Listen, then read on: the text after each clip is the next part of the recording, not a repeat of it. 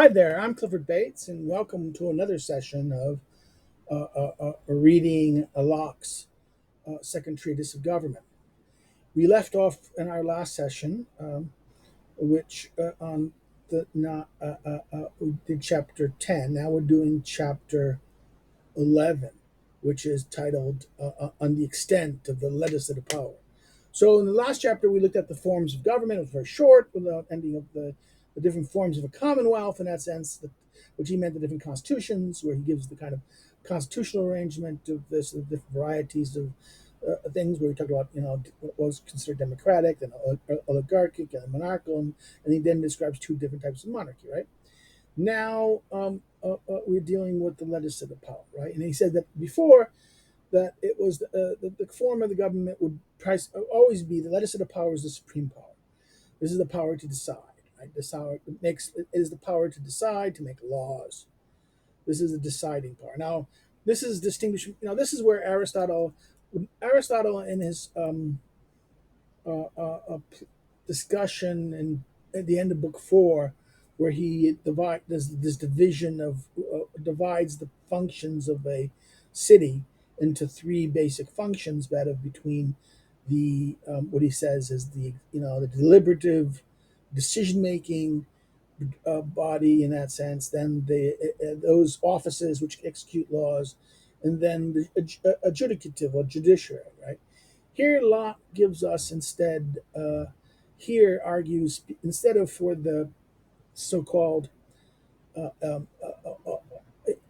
other words, instead of talking about Aristotle's deliberative branch, he uses instead the word the legislative. And I think this is, again, of the frame of what happened with the English, of how king and parliament emerges in a certain way. The parliament, in other words, the monarch, from the 1066 onwards, the Norman conquest and we gave England a very centralized rule, much early, much more than much more than it existed prior and under Anglo-Saxon England, and also much more completely more centralized than its continental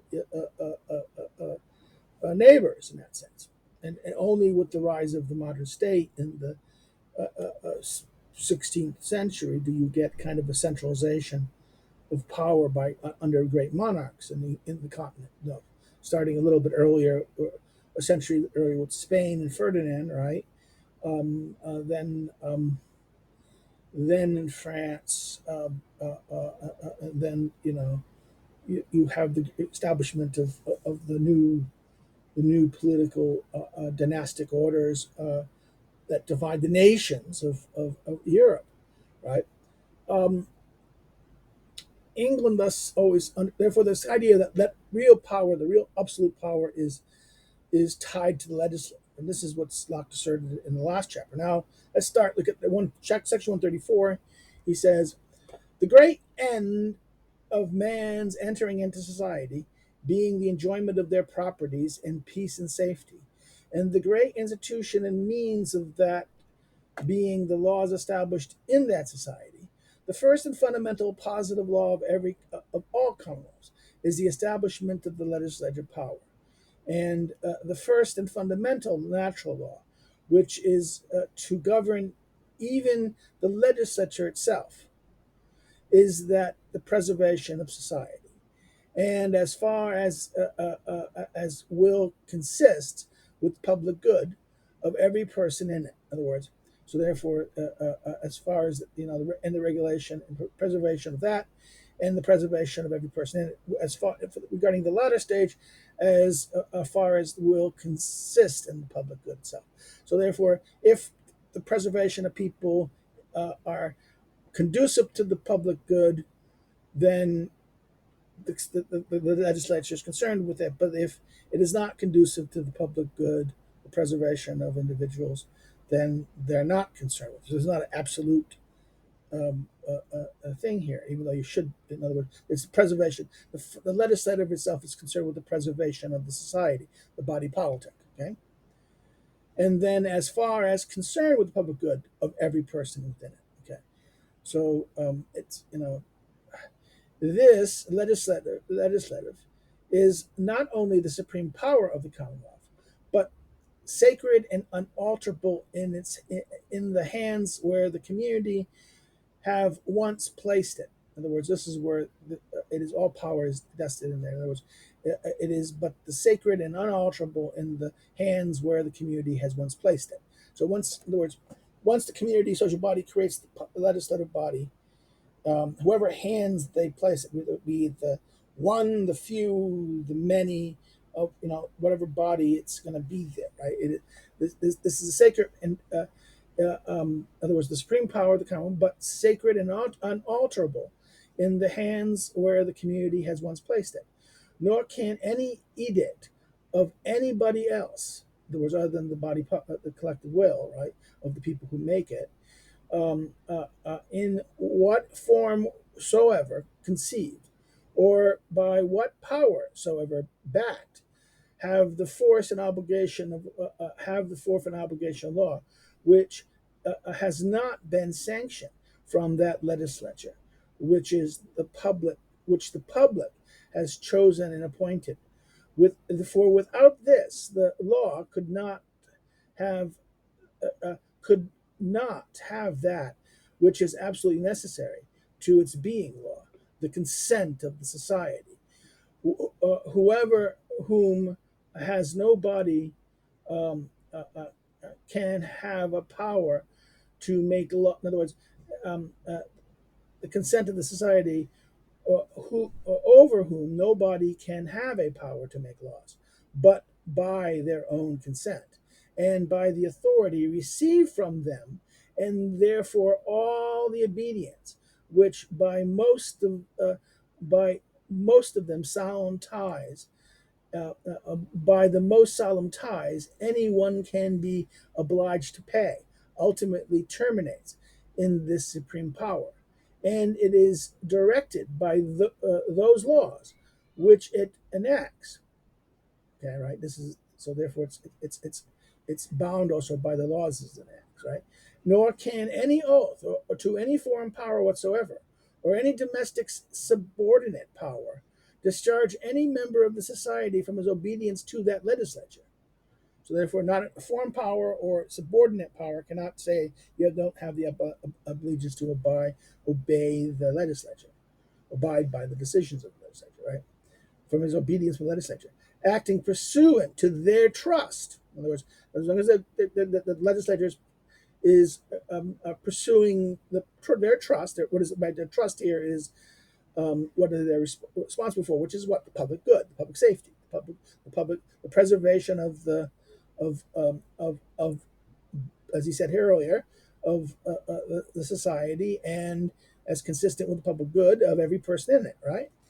Um, from his obedience, acting pursuant to their trust, nor oblige him or any uh, to him to any obedience contrary to the laws so enacted, for or further than they do allow.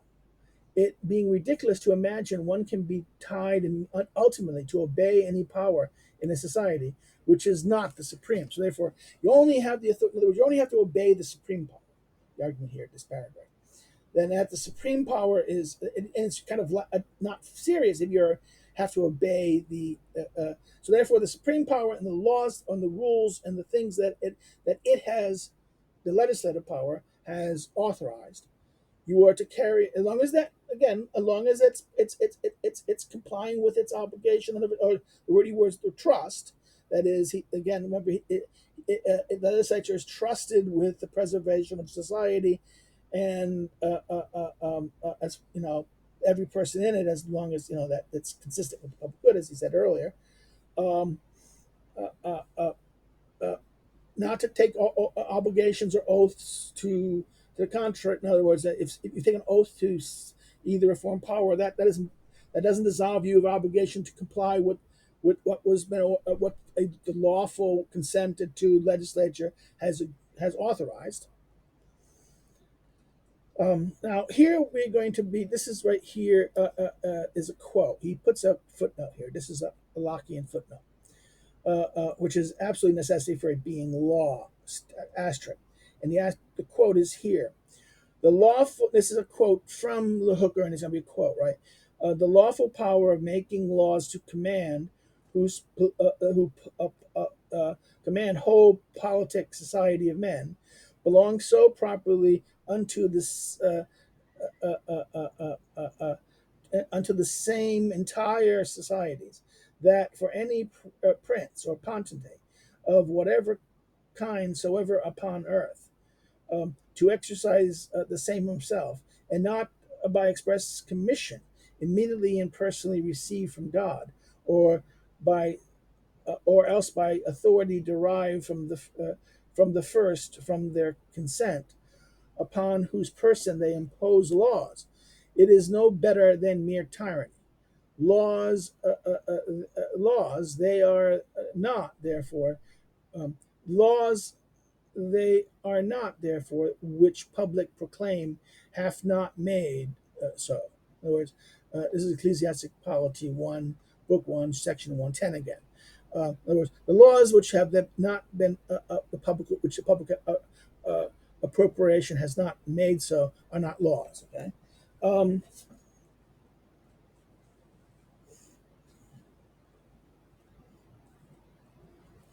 yeah, that's this is again, and this chapter will have two more such as these kind of quotes, or he will have a eternal footnote here to make a point. On this point, therefore, we are to know that such men naturally have no full or perfect power to command the whole politic multitudes of men, the whole in other words, the whole political multitude, politic multitude of men. Therefore, utterly without our consent. In other words, no one has power to control men without our consent. In the political thing, he says here, which could, in such sort, be at no man's commandment live no man's commandment living. So therefore, in other words, no living man can simply has the right to command people without their consent. That's the basic thrust of the sentence. Um, and to be commanded, we do consent. When that society whereof we be a part hath at any time before consented, without revoking the same afterwards by the like universal agreement. In other words, again, we agreed by universal agreement to create the society, and therefore, by universal agreement, we authorized we created the government and the legislature. In that sense, the argument is we put this legislature in this. Others, where the legislature is placed determines the kind of form of government it is. That's the basic thrust of both the previous chapter and this chapter. So therefore, once it's placed there, whatever what the, as again it is prescribed to deliver what the legislature must deliver the preservation of the society and the preservation of the individuals, as far as that earlier thing again. Um, um, but what it needs to understand this. Like it does that any officer here, when they do it, there's consent. There's consent in the creation of the entity. We consent if we're going to appoint officers or appoint people. We do so by choice, and therefore by consent. And no one has a right to command another person or order them without consent. But then we've consented. Right? He says that and to be commanded, we do consent when in the society whereof we part at any time before consented, without revoking the same after by the like universal agreement. In other words, if we're going to undo it, we need kind of universal agreement as well. Okay. Laws therefore human therefore human, of what kind soever, are available by consent. This is again, he's now continuing here with a line from I think um, uh, uh, I think that is a Hooker.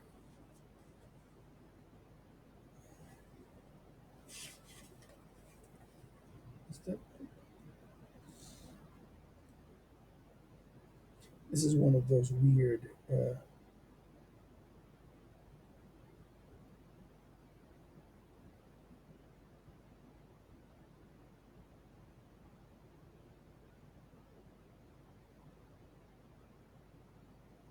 Okay.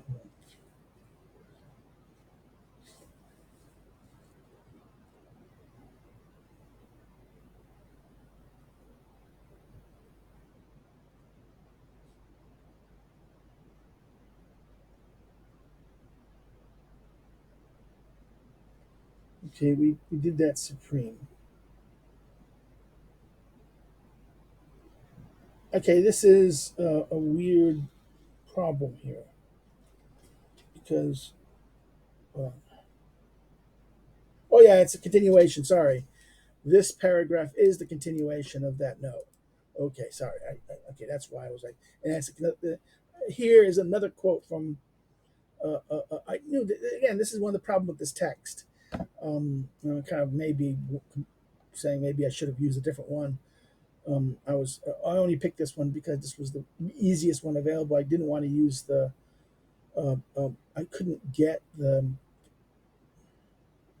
um, the Chicago the Cambridge um, version except in PDF, and it wasn't on here for some reason. At least in Poland, maybe it's elsewhere. Um, um, so I'm using this. This was people said recommended this to me. Now I'm kind of seeing what this problems here. So therefore, there now the next section here is so therefore these are the two quotes they're ending where again this leads us what the quote is from this point here, and this quote is usually a footnote, okay, not outside the body of the text. Um, Both of them are from Hooker in that sense. Hooker quotes to actualize the authority of his. It's kind of supporting his evidence. Again, you should look. We should go relook at the Hooker and or ecclesiastical polity of here and notice how he's kind of loosely quoting him. Okay. Um, Now, section 135, um, and it will have here right here another a quote. Um, Though the legislature, which placed in one or more, where it be always in being, or only by intervals, though it may be the supreme power in every commonwealth yet. In other words, it might be within one person or collectively, it might only meet for a certain time, but it is still the supreme authority, power in the commonwealth. First, it is not, nor can possibly be absolutely arbitrary over the lives and fortunes of the people, for it being but the joint power of every member of the society given up to that person or assembly, which is legislator. In other words, it's all the individuals ultimately are the legislature and the body. In other words, it's given up to every member of society, given up to that person or assembly, and that is the legislature, right? It can no more than those persons had in the state of nature before they entered into society and gave up to the community. It can be no more than those persons had in this. In other words, they can only give that thing which they can give. They can't make. Remember, they can't surrender. In even the state of nature, you're not allowed to surrender to submit to absolute arbitrary situation. Right? That's the state of war. You can avoid it. Right? But um, every person assembly, which let's say, it can no more than they had in the state of nature before they entered into society and gave up to that community. Colon. For nobody can transfer to another more power than he has in himself, and nobody has an absolute arbitrary power over himself or any other to destroy his own life or take away the private property of another. A man, in other words, you don't have either you don't have. He seems to argue that even in a state of nature, you don't have this absolute right of arbitrary power over yourself or another. Okay, there's this limit within even nature in the sense that you don't have this arbitrary power. And again, he's relying here on the Christian conception that since God made you, and therefore at least for the why you have no absolute power over yourself. Um,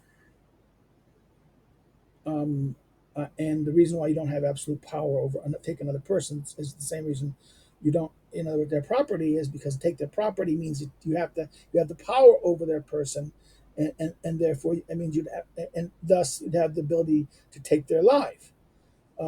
So you don't have the right to take the life arbitrarily take the life of a person.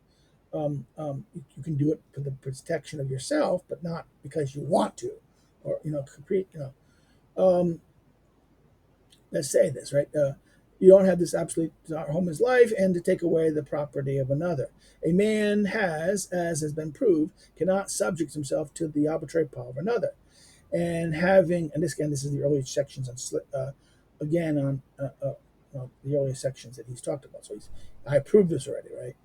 Um, um, um, and having in the state of nature no arbitrary power over life, liberty, or possessions of another, but only so much as the law of nature gave him for the preservation of himself and the rest of mankind.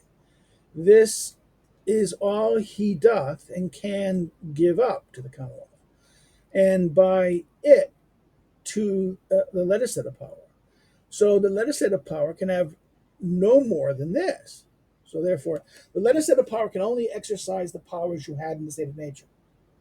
In other words, it cannot exercise no man can give just another body more power than they have. I cannot transfer more than one has. Okay, and therefore, when man joins the civil society or the Commonwealth, um, you only can transfer to the Commonwealth the powers that you had in the state of nature, and that is in the state of nature you didn't have the power to arbitrary control of to take arbitrary control of others, and therefore you couldn't take their life, liberty, or property. I had no right to do so, and then therefore you had therefore the Commonwealth is limited to that same limitation in that sense. Um, a man, as proved, cannot subject himself to arbitrary power of another, and having in the state of nature arbitrary power, and having in the state of nature no arbitrary power over life, liberty, possession of another, but only so much as the law gave him for the preservation of himself and the rest of mankind. This is all he doth and can give up the Commonwealth, and by it to the legislative power. So the legislative power can have no more power than this. Their power in the utmost bounds of it is limited to the public good of the society. In other words, even that power is limited. It is a power that hath no other end but preservation, okay? And therefore can never have a right to destroy, enslave, or designingly to impoverish the subject. And that's the note here to this. I must stop here and go look at this note because I think before we continue, we need to do this. The two foundations, this is again from, I think, Huecker. Two foundations there are which bear upon public societies. This one, a natural inclination whereby man desires social life and fellowship, and the other, an order expressly and secretly agreed upon touching the manner of their union and living together. The latter is that which we call the law of a commonwealth, and the very soul of a body politic, where parts whereof are by law animated, held together, and set to work in such action as the common good requires. Political laws politic, obtained for essential order and regiment amongst men, are never framed as they should be, unless presuming the will of men to be inwardly obstinate, rebellious, and averse from all obedience to sacred laws of his nature, the sacred laws of his nature.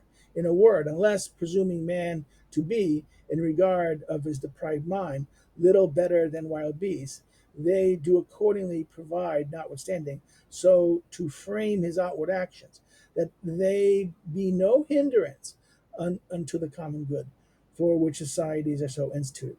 Unless they do this, they are not perfect.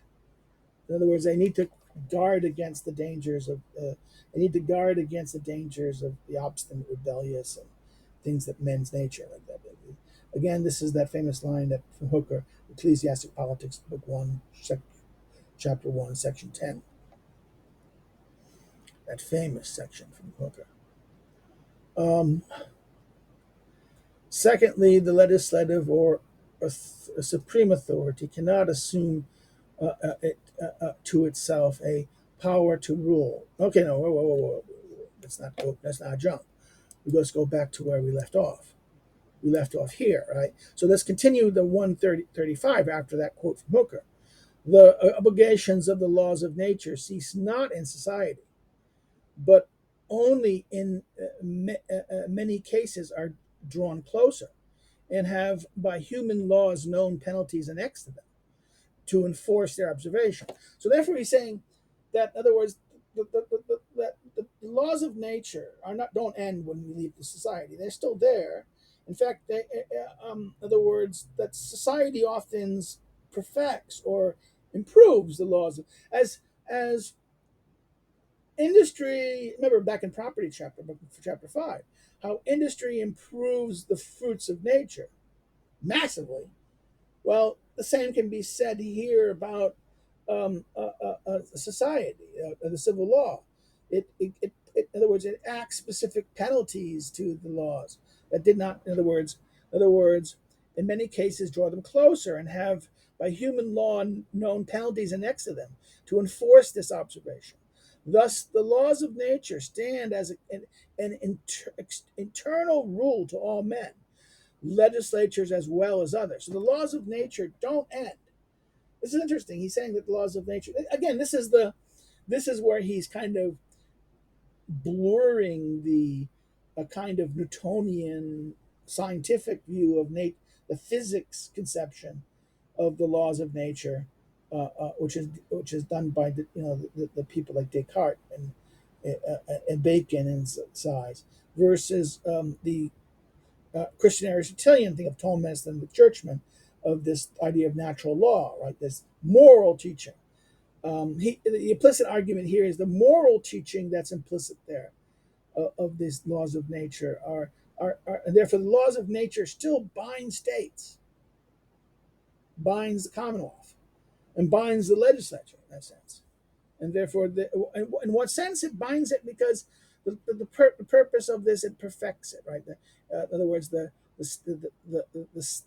Commonwealth seeks to embody what the principle ought to. In other words, nature. This is a case where the society merely fulfills what nature intends, but is unable to deliver on, because in the state of nature, every man is left to himself to be the executive or the judicial thing, and that's an inefficiency. That's also problematic for many reasons. It's only and in nature, there's no common judge. There's no judge there, and by making a judge, and by society does this, and by making an authority that you could appeal to, that would be relatively fair to everyone, you know,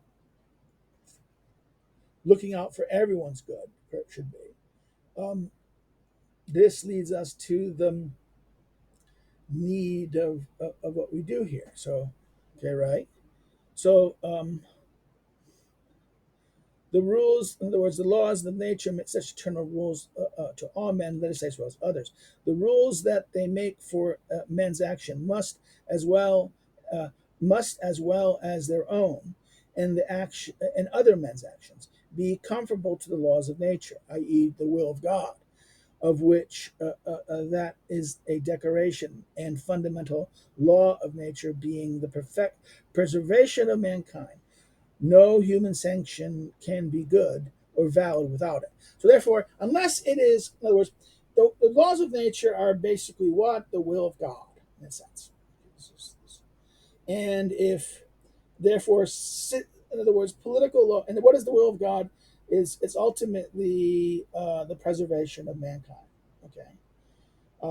And if you don't, therefore, civil laws and body politics aren't doing this. In other words, it's failing its obligation.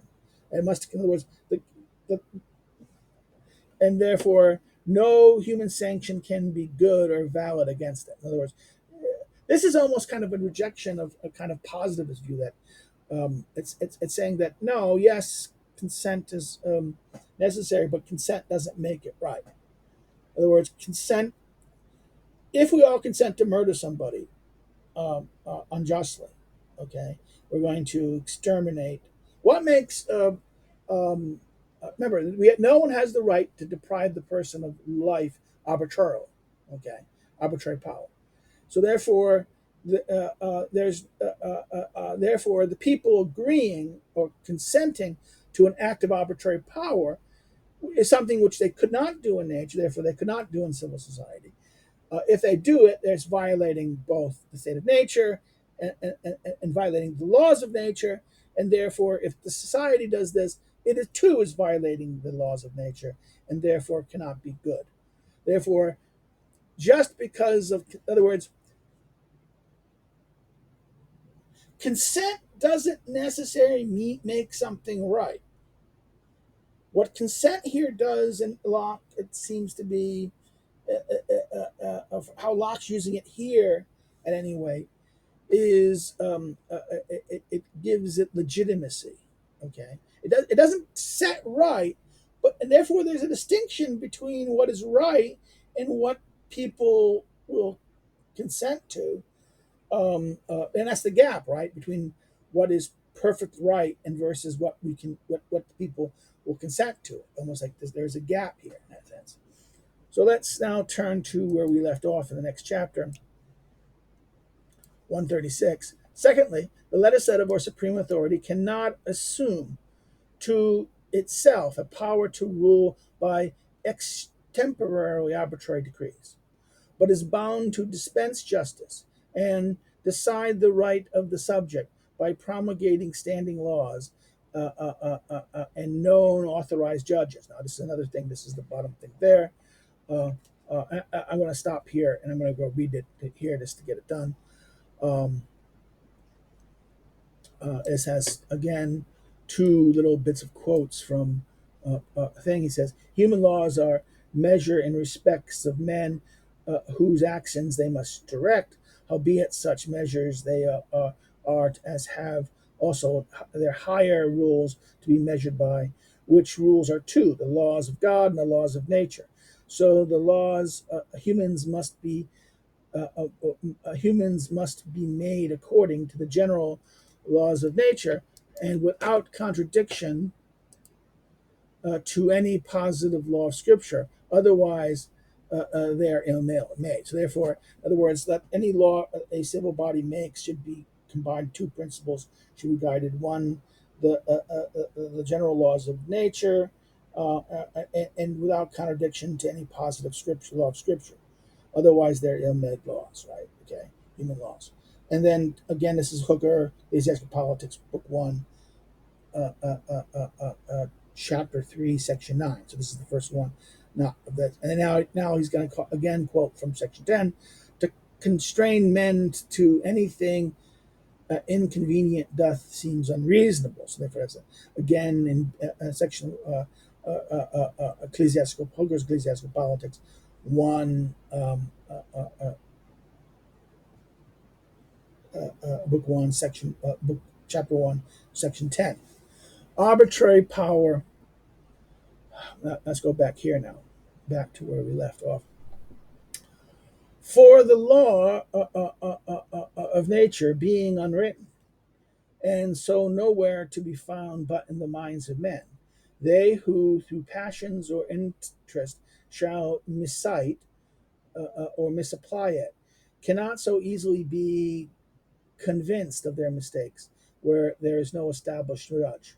And so it serves not as it ought to determine the rights and fences of the properties of those that live under it. So therefore, in other words, because that's unwritten, and therefore it's exercise of the mind of man, and because we deceive ourselves, unless there's a judge or something above it that can it doesn't act really as fences, a fence to. He lives in the line of this idea. In other words, that unless there is this outside established judge or some agent that can enforce things, right? Does not it serves not. This is the inefficiency of natural right in that sense. Natural right cannot enforce, or it has no judge who has agents and that can enforce their decision, right? Serves it not, and there ought to determine the rights and fence the properties of those that live under it, especially where everyone is judge, interpreter, and execution of it too, and that in his own case. In other words, everyone is in the state of nature. Everyone is a judge and executioner, a judge, interpreter, and executioner of the what the thing is. So it's hard to know what it is because our interests and passions do it. But then every man is also what the judge, interpreter, and executioner, and particularly in his own case, and that he has right on his side, having accordingly, but his own single strength have not force enough to defend himself from injuries or to punish delinquents. So therefore, okay, even if he has right on his side, right, he doesn't have the strength because his signals of himself to enforce what is right and to defend himself from injuries and to punish delinquents.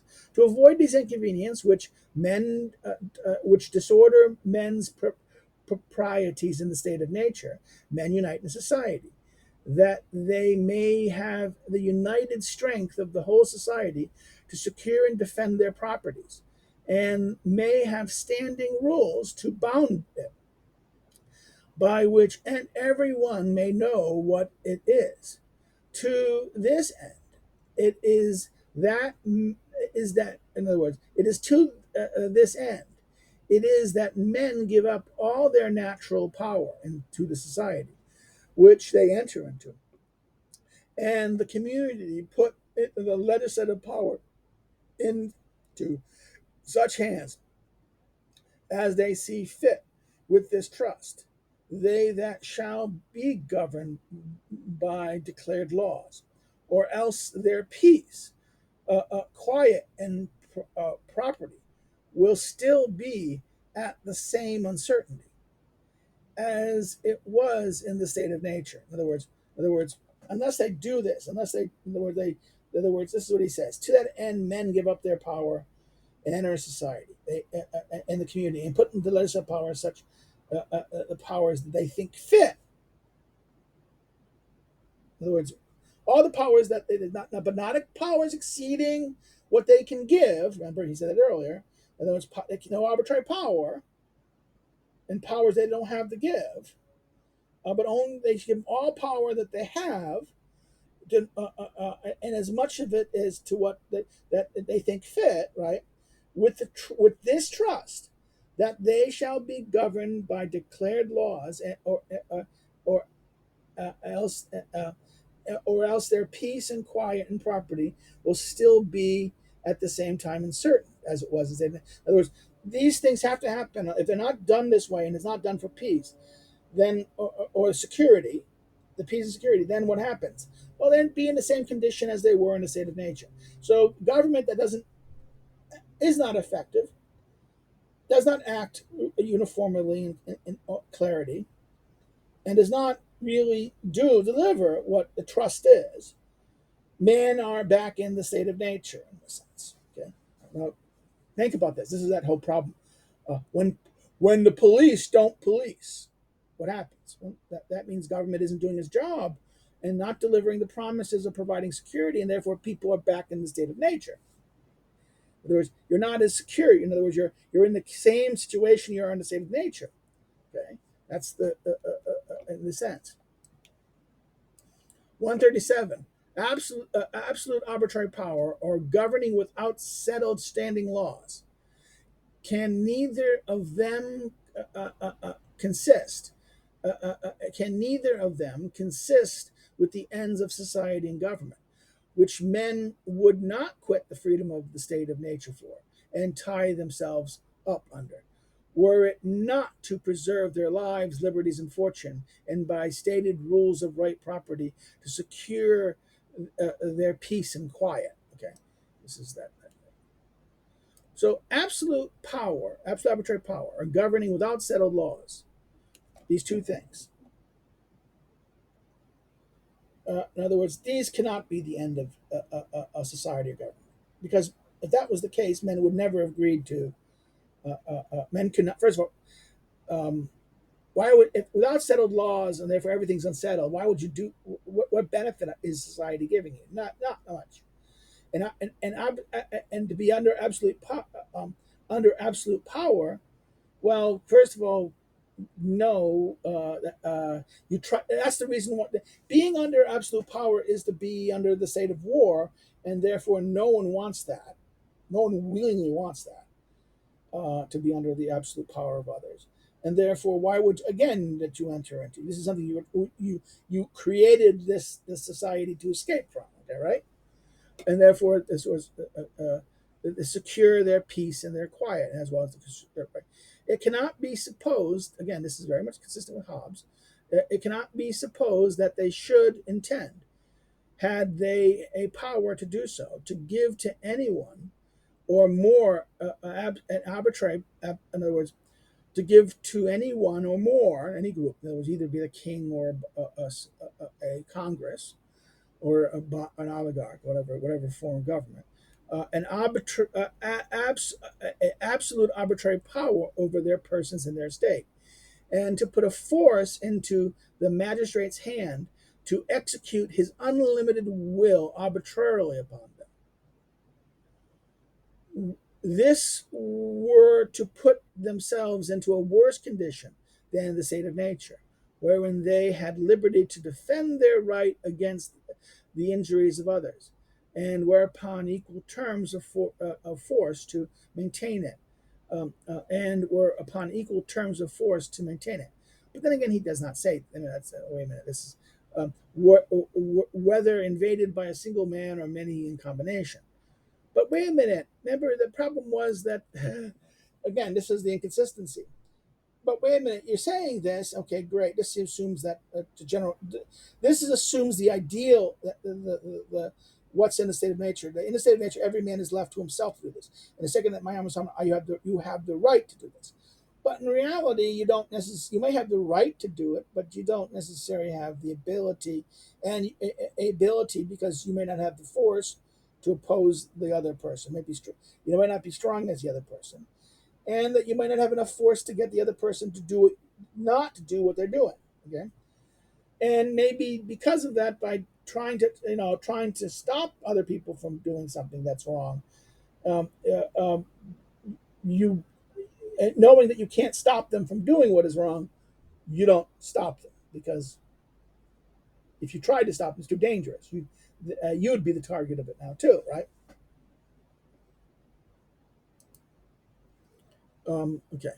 Whereas by supposing they had given up themselves to arbitrary power and will of a legislature, they have disarmed themselves and armed him, and make a prey of them when he to make prey of them when he pleases. He being in a much worse condition, he being who is exposed to an arbitrary power of one man, who has the command of 100,000, than he who is exposed to the arbitrary power of 100,000 single men.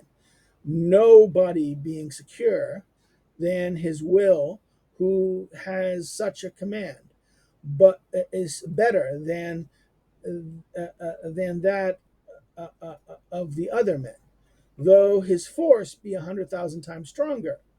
In other words, you have the situation. You have all those you have 100,000 men fighting against 100,000 men. You're commanding 100,000 men going against you. but each one of those individuals doing this coming against you, versus one man with absolute power with the power of 100,000 men. Both that one man and those 100,000 men are what? The same. That is will, in other words, nobody being secure, no body being secure. No one is secure in that situation. If they're having under the rule of one man with all those men, or 100,000 men, all arbitrarily coming at, just having that power over you, right? He who has such command is is better than that of other men, though his force be, in other words, who is better than other men, though his force be 100 times stronger. Let's do that. I think there has to be he being in much worse condition than people who's under that power, who is exposed to arbitrary power of one man, who has command of that, than he who is exposed to that. Nobody's being secure. In other words, okay, both of those. In other words, this thing is worse than the state of nature. In other words, the arbitrary being under the rule of one man with arbitrary power, with a large 100,000 people under his command, is much worse than the state of nature in that sense. He argues here, right? Because why? Because he says that man who is not. I mean, my earlier assessment here was flipped. I'm reading it, and the text is very awkward in that sense.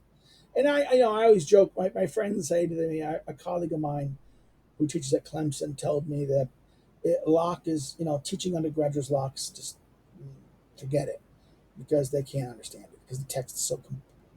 You have to go through it very slowly, because Locke is almost, written in a weird way, and that the argument is very convoluted and developed, and that if you're going to teach Locke, it's almost reading Locke. It's very easy to be misread in that sense. Um, um, in other words, he is better than those 100,000 men. The king is that the one man having this much power is, in a way, strong. He has that word, better. I'm going to see is better than that of other men, though his force be 100,000 times stronger.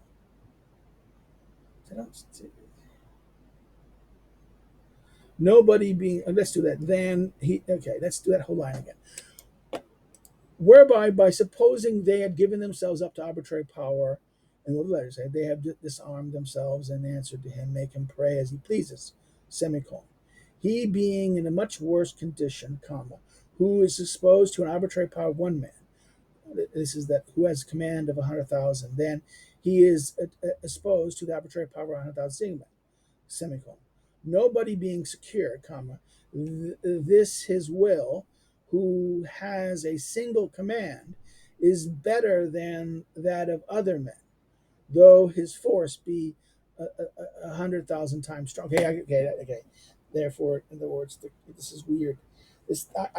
I think there's a weird thing here, because we would assume that the one man with that power of a king would be much stronger. In other words, that he exposed to arbitrary powers of 1,000 men, nobody being secure, that his will, who has such command, right, is better than the of other men, though his force be 100,000 times stronger. You understand? Oof. Okay. That is kind of a confusing sentence. I think he means there that, really, I think my initial point that that the condition of being arbitrary power of one man is worse than being in the state of nature, because that person who's leading that is in a stronger position than the individual men, because he's 100,000 times strong. He has, in other words, his power to impose the will is stronger by the fact, even though there's more of them than him, right? So let's go to the next sentence. And therefore, whatever form the Commonwealth is under, the ruling power ought to govern by declared and received laws, and not by extemporaneous dictates and undetermined resolutions. Colon. In other words, again, you need to, therefore, whatever it is, whatever the Commonwealth, be it a king, oligarchy, or kings of two forms, the oligarchy and a democracy, you need to have what? That they need to be governed by uh, uh, uh, uh, uh, declared and received laws, not by extemporary decrees and undetermined resolutions. For then mankind will be in far worse condition than he was in the state of nature. In other words, he's basically arguing that arbitrary rule is worse than the state of nature. Okay, and okay, this is what always, because remember that the argument in Hobbes seems to be that, okay, you've given all you. Hobbes will seem to argue that you've given absolute power, including this. In other words, Hobbes argues that the state of nature is so horrible and that people want to flee it by so bad. It's not this nicer version of this. In fact, it is simply the war. In other words, it is the state of war against all. Hobbes wants to distinguish between the state of nature and the war of all against all, but Hobbes does not. Locke does. Hobbes does not. I think Locke is doing so rhetorically because ultimately the one becomes the other. That the state of nature isn't perfect; it has flaws. Yet at the same time, he wants to insist that the laws of nature are guiding even civil society in that sense. You can't, these norms are, but Hobbes's point would be that, wait a minute, no, that these are not guiding, they're useless because that leads to the war. There's no judge. In other words, the law. In other words, the new laws emerge that are created by men and reason. But again, that is a myth. I think that it's a myth in Hobbes, or kind of a nice story that Hobbes creates and there. But Locke seems to. I mean, is it true? Locke also? No. Is this really just a story that Locke creates to mask this? But then he insists that arbitrary power is worse than the state of nature. Hobbes would be the opposite. Hobbes would say, no, absolute power is not worse than anarchy. Anarchy is far worse than that. Someone told me this is that famous line that Carl Schmitt, basically agreed with Hobbes and not with Locke in 1933, when after Hitler, in before 32, he was advocating that the president Hindenburg use his absolute power to not only use absolute the dictatorial, the emergency decree to stop the communists, but also to get rid of the Nazis. And when Hindenburg made Hitler chancellor, um, uh, Schmitt went ballistic. He had almost like a mental breakdown. I just lost it, and then only when Hitler was after he made it, and then he said, okay, he is the chancellor and he is the law. So let's try to prove. In other words, the reason was, well, to fight Hitler, to basically at this stage to fight Hitler, him holding that, we'd have to have a civil war, and the civil war is worse than Hitler. Now, in 45, 46, Schmitt will say, no, I was wrong. Maybe a civil war and the anarchy of that was not, that it was, Hitler was worse than that. Okay. The question is, in other words, for Locke, for Hobbes, the greatest evil is the state of nature, which is kind of, and civil war, which leads again to the restoration of the destruction of the civil body and the restoration of the state of nature in everyone's life. It is the war of all against all, right? So, okay, um, uh, I can see this. Now, Locke here seems to say, no, there is something worse than the state of nature in this sense. It is, in fact, the state of nature still guides us and has to guide civil society, because even the state of nature, there's no right to arbitrary rule, okay, and no right, absolute power over anything else, right?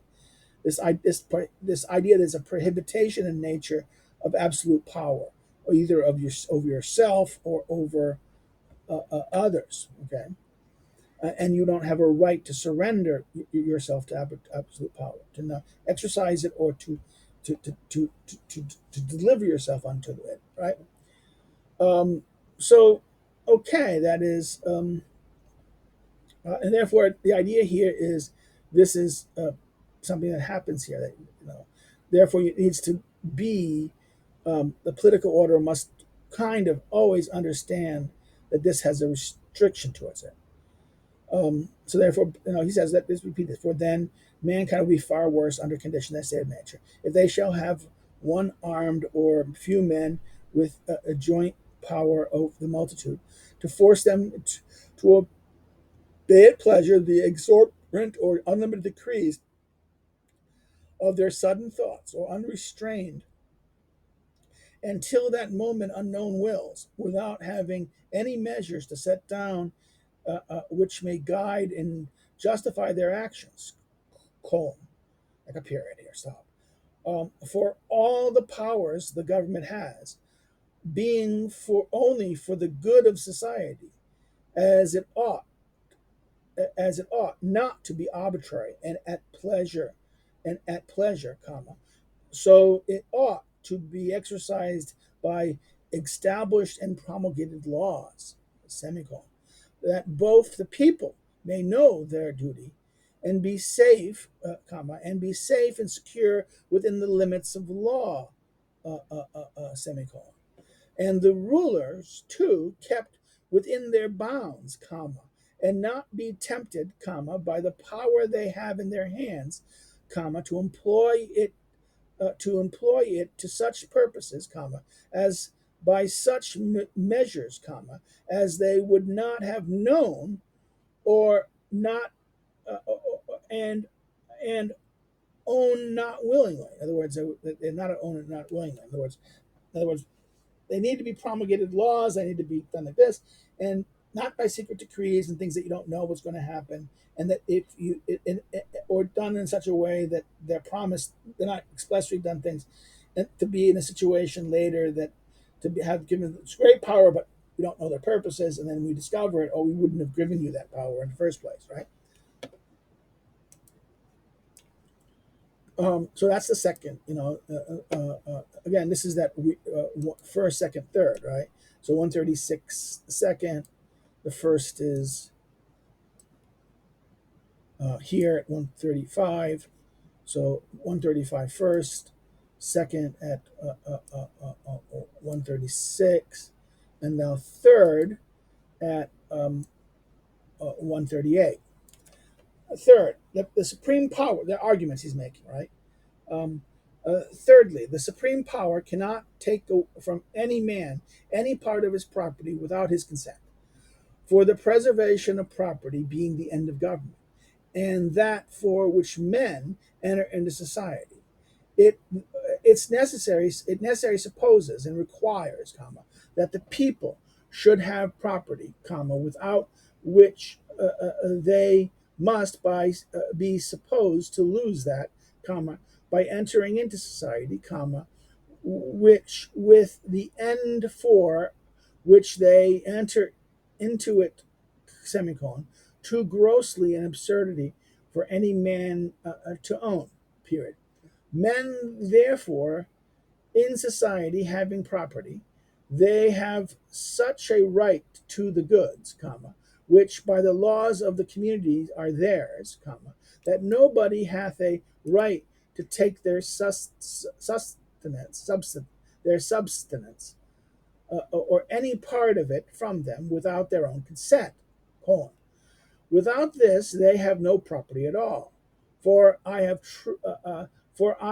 truly no property in that which another can take by right, which another can by right take from me when he pleases, against my consent. So, in other words, if someone can take something from my consent, then I don't have property. Therefore, this argument is that the purpose of government is to secure property. And again, the argument before was that this, property in many ways is the embodiment of my life, right? My property are my means for my life, to live and to be able to live, and therefore, to deprive me of my property is to deprive me of my life. And to deprive me of my liberty means to deprive me of my property and my ability to life as well. So therefore, life, liberty are just extensions. In other words, liberty and property are extensions of life in that fundamental sense.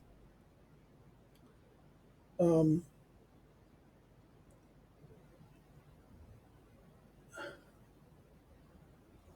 Against my consent, right? Here, it is a mistake to think that the supreme or legislative power of any commonwealth can do what it wills, okay, and disposes of the estates of their subjects arbitrarily, or to take any part of them at pleasure. Okay, this is the problem of 20th century law in America. And this is a very libertarian argument. This is the difference. That most people don't understand. It's not anarchy is not the goal. It's the idea of limited government, right? This is Locke. You get this idea that there must be, in other words, the government cannot have arbitrary power, and arbitrary power must be avoided because arbitrary power is counter to the reasons why people create government, right? Um, um, uh, um, and therefore, when government thinks that it can dispose of people's estates as they please, well, then the legislature is becoming an arbitrary actor and is engaging in arbitrary power and violating the very principle by which the government is created. Okay, this is the kind of argument Locke would present here. And this is the argument of many of the so-called classic liberals and the libertarians of the late 1900s, who are criticizing the progressive moves of this idea of takings and things like this. That this idea that you can do things. In other words, um,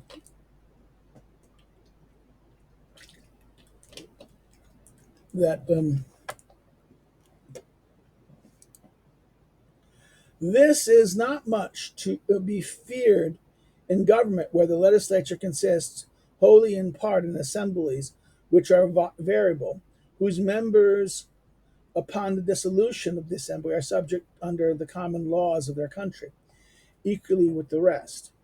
But in governments where the legislature is in one lasting assembly, always in being, or in one man, as in absolute monarchies, there is a danger still that they will think themselves to having a distinct interest from the rest of the community, or so will uh, uh, and so will be apt to increase their own riches and power by taking what they think fit from the people. For a man's property is not at all secure. For a man's property is not at all secure, though there be a good and equitable laws to set bound between it, set the bounds of it between him and his fellow subject. If he who commands those subjects have the power to take from any private man what he pleases of his property and use and dispose of it as he thinks good. So therefore, this is a direct attack on arbitrary rule. In other words, there is this very direct attack on arbitrary rule. The majority cannot simply do what it wants, or the government. In other words, and this is a danger he's pointing up. So there is in other words, his argument is that, in other words, if the legislative power is in the hands of a body that comes into being and dissolves, and when it dissolves, the people who created legislative power are common citizens with each other.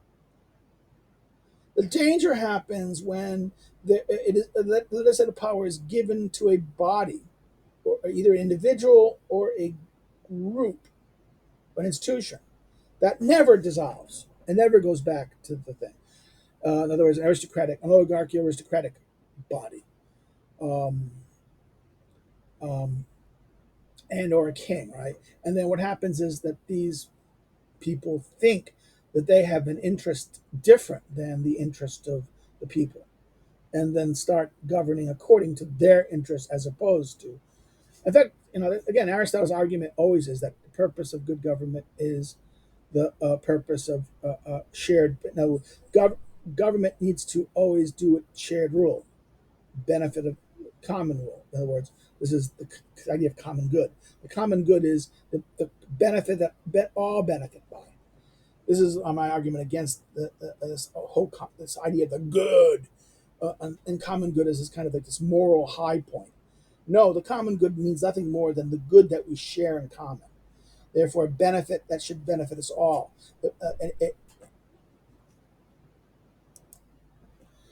So that, in other words, the common good is not some higher good that regulates our individual goods. Rather, a common good is the good that all of us share in common. This is my argument against some of the what do you call these the Catholics, conservatives I know, integrationists, and this common good, this common good conservatism. Well, I too believe in the common good, but my understanding of the common good is this is a good. In fact, I would argue, yes, the purpose of political rule must be the common good, but that is what is the common good here? But the common, in other words, the common advantage of the community as a whole, not the particular advantage of any group. In other words, laws should always be general, and decisions must always be general that benefit everyone. So let's continue here. So it's very difficult here that the property must be secure. Now, 136, but government into whomever hands is being put, being as I have showed, entrusted with this condition, protecting the property, protecting the safety of the community and the protection of individuals, but also protecting the property, right? And with this condition, and for the end, I have showed entrusted with this condition, and for this end, that men might have and secure their properties. The prince or senate, however it may have power to make laws for the regulating of property between the subjects of one amongst another, yet can never have a power to take to themselves the whole or any part of the subject's property without their consent. For this would be in fact to leave them no property at all. And to let us see that even absolute power, where it is necessary, is not arbitrary or is not arbitrary by being absolute, but is still limited by that reason and confined to those ends, which required it in some cases to be absolute. We look no farther than the common practice of a martial discipline for the preservation of the army and the whole and of the whole commonwealth requires an absolute obedience to the command of every superior officer, and it is justly deaf to disobey or dispute the most dangerous or unreasonable of them. But yet we see that neither the sergeant that could command a soldier to march up to the mouth of the cannon or stand in the breach where he is most sure to perish can command that soldier to give him 1 penny of his money, nor the general can condemneth a man to for the general that can condemn a man to death for deserting his post or for not obeying the most desperate orders, can yet, with all his absolute power of life and death, dispose 1 farthing of that soldier's estate, or seize 1 jolt of his goods, whom yet he can command anything, and hang for the least disobedience, because of a blind obedience is necessary to that end, for which the commander has his power, viz., the preservation of the rest.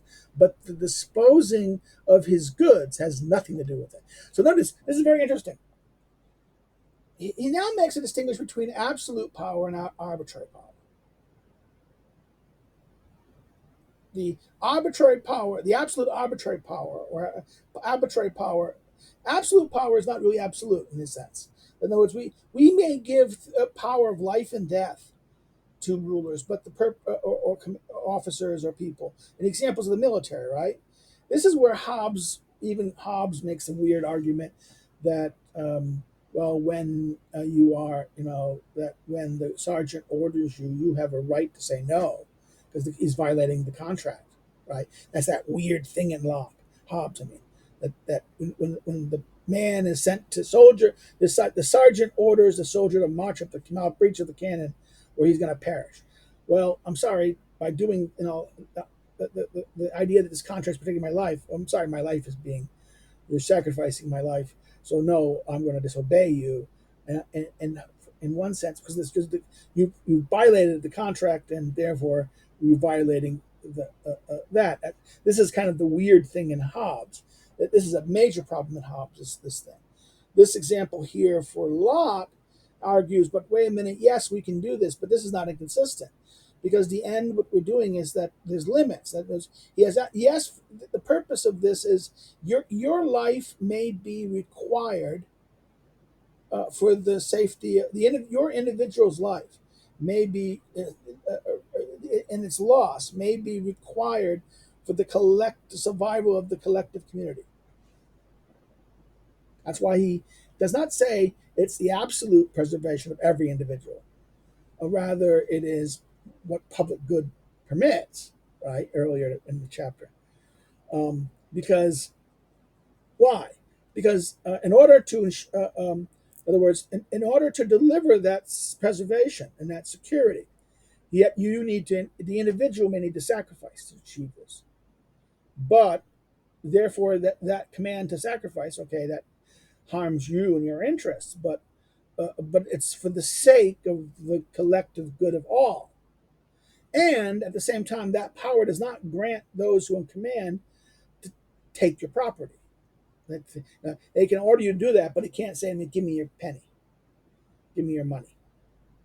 I want your money, or take the estate." Okay, he can execute you for disobeying, but he cannot take your money away. Well, so therefore, it is not absolute. In other words, he argues that we give. In other words, the government may have to be given. Now, this is also true in one sense.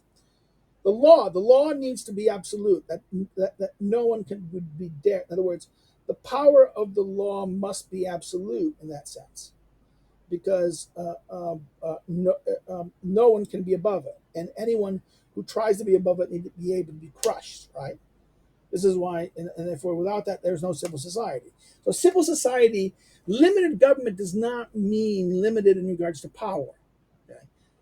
Weak or limited government. Weak and limited government sometimes ends up being arbitrary government in a sense. So, therefore, this is why we have to be careful here. Limited government does not mean weak government. Limited government does not, in other words, does absolute power to some in scopes of limited jurisdiction that are directed to secure the purpose of government, which is the preservation of society and the preservation of property. Now, the preservation of society is the preservation of property in that sense. And this is where maybe Locke and Rousseau kind of even agree at one little level. Because remember, Locke says, Rousseau says, to swear society begins is when someone declares private property. Well, this is where Locke kind of agrees with Rousseau here. Let's look at this. Next paragraph, section 124. It is true government cannot be supposed without great charge, and it is fit every one who enjoys his share of protection should pay out of his estate his proportion of that maintenance of it.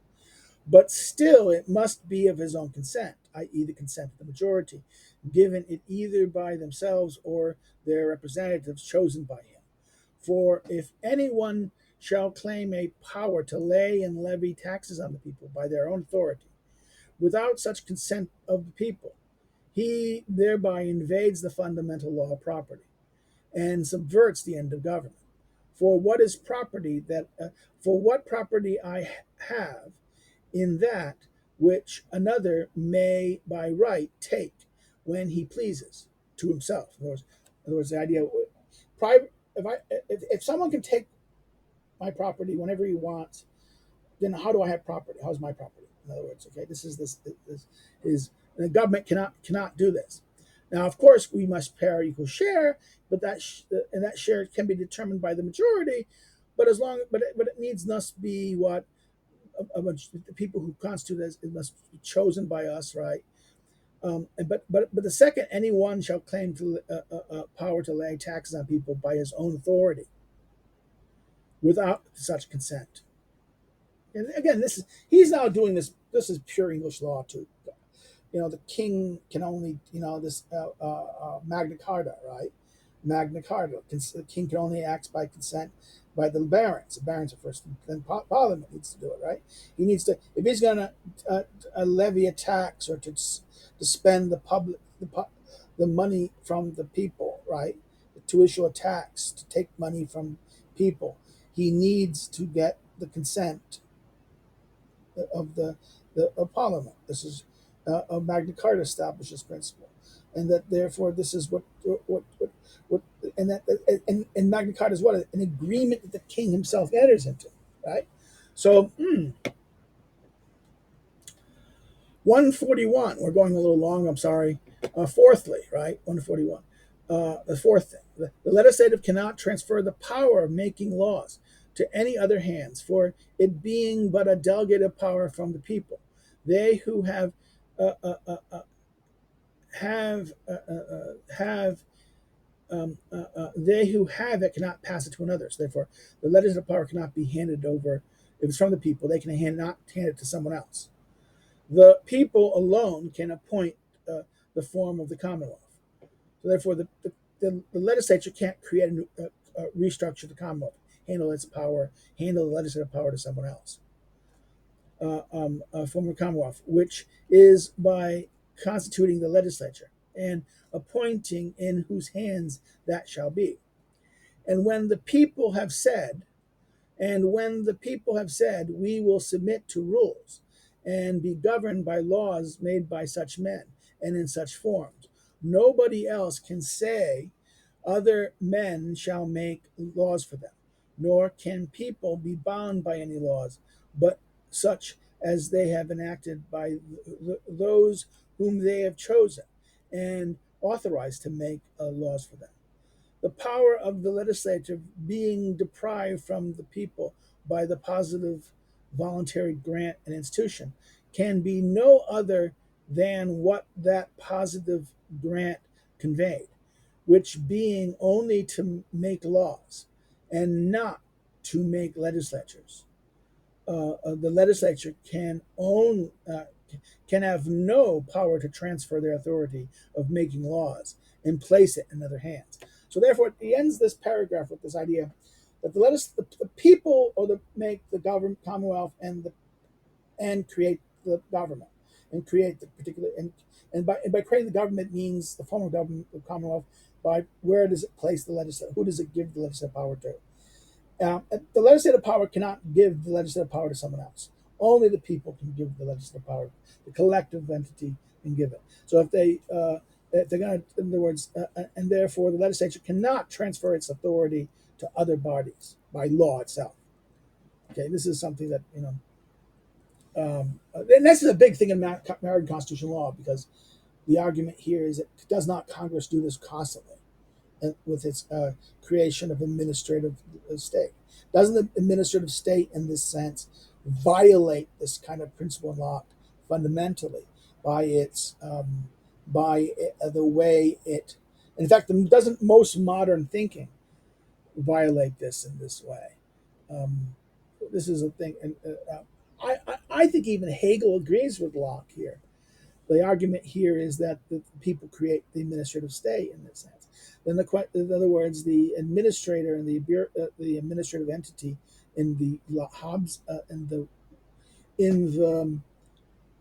Hegelian sense is consented on in a way that, but however, in this American experience, is not consented in the same way. It wasn't done by the people; it's done by the act. In other words, the Constitution does not authorize, the people by their representative bodies does not authorize this to do it. In other words, most of our things happen is that Congress has kind of let people have power. Congress let the court get away with taking the Supreme Court doing a lot of things that it had no right to do, like declaring laws of Congress unconstitutional. Where in the Constitution? Where did the people give the court that? That's the power the court itself proclaims in Marbury, not in the Constitution. Okay, so the court, in other words, the Congress could have crushed the court on that aspect, prevented it from doing that, but the Congress basically consented to the court doing it. Well, okay, but then that violates it gives, the Constitution does not give that power. The Congress has permitted that, and therefore it has come without authorization by the people. Okay, that's how Lockean. By following Lockean's logic, this would be the delegitimate. This is the power of the Supreme Court violates this. Then the same thing with the rise of the administrative state. The Congress has constantly used its power legislatively to authorize administrative agencies who are not elected, who are not accountable, except to Congress's kind of open, very limited, very extensive oversight and budgeting control. But then surrender power to it to regulate things in areas that judiciary and the people have no oversight of. So again, what we call the administrative state, the neticess of public bureaucracy, seems to be a direction that Locke is warning about. This is what he says here in that sense. No other power against their hands. So now in 142, these are the bounds which trust that have put. These are the bounds which the trust that was put in them by society, and the laws of God in nature has set to the legislative power in every commonwealth, in all forms of government. In other words, he's going to list them. So we're going to now present the four things again, repeating. He said them there. Now, these are the things that I've set aside and given to all commonwealths, legislative powers, and in the form of government. So let's do it again. These are the bounds which the trust, which is put in them by society and the laws of God and nature, have set to the legislative power of every commonwealth in all forms of government. So this is every commonwealth are determined by it. First, that they are to govern by promulgated established laws, not to be varied in particular cases, but to have one rule, for rich and poor, for the favorite at court and the countryman at plow. So this, in other words, here the idea here is that be one law is uniform.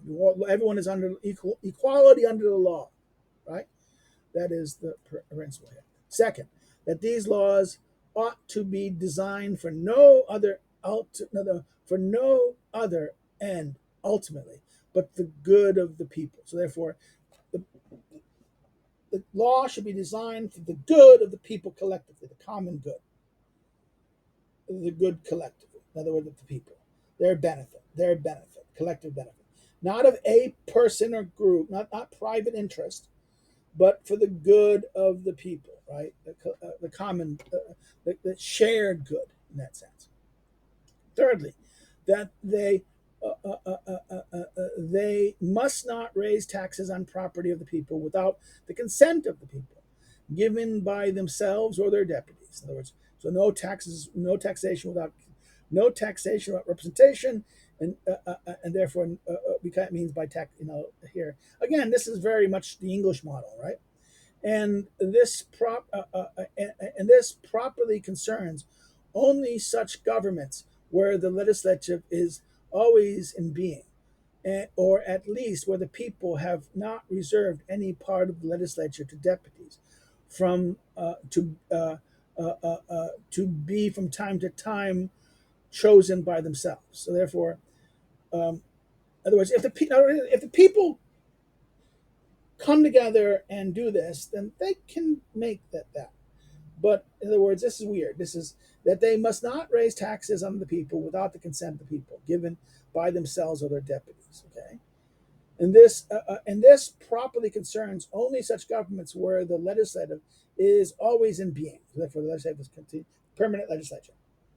So therefore, they need to be people by elected there. Therefore, it needs to be consent, some mechanism of popular consent, either by the election of the representatives of that, and therefore that they are being elected and that's. But if they're not being elected, you need some mechanisms of gaining some kind of consent, maybe a referendum or something like that. This is whereas in the case where the legislature is not permanently made, and that they come, that people then come in together like this, then there's no need for that rule. That rule is basically intrinsically there. And fourthly, the legislature neither must nor can transfer the power of making laws to anybody else, or place it anywhere but where the people have put it. So therefore, it ends there. Whew, this has been a long one. I kind of went over a couple times and went over that. I think I did. If you any comments or questions, please put it below.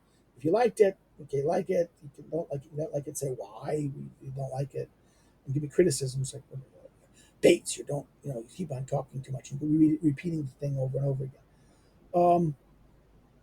Share with a friend. Subscribe if you want to get more of these. Have a friend subscribe. If you want follow me on social media, you can follow that stuff below. Follow me on the different links below. If you want to help me with this, you can, of course, become a patron or a subscriber. Do more of these things and help subsidize it.